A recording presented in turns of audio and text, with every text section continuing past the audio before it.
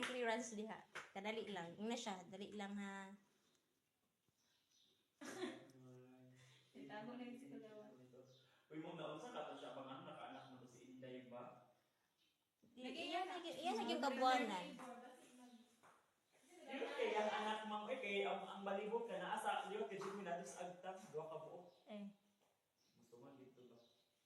Kumigali kay Puti kay nga bata dong ba? dali na kay siya ng anak mo kay nanawag sa ko ayan nag-chat sa ko siya kuya kanang sakit akong tiyan ni ko nga niya gipicture na yung lunch nila nga daming dugo dili ba siyang part Bumbu. oh Sumog ka eh. Nung ayaw sa dagat pakatawa daw siya gid. kay Marjorie pa makaimo schedule Na maging sa taron 20 siya. Basta ka nang iyahang kaso manggudwad. Ang sekretary na? sige lang kunay mag-birthday kaya sa akin na rin ay dad mag-practice daw kung naman nagwa sa GC Unsa gani ka atong kuan ma'am? Atong golden rule katong 1.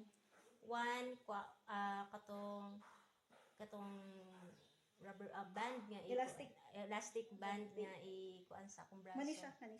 Kana siya.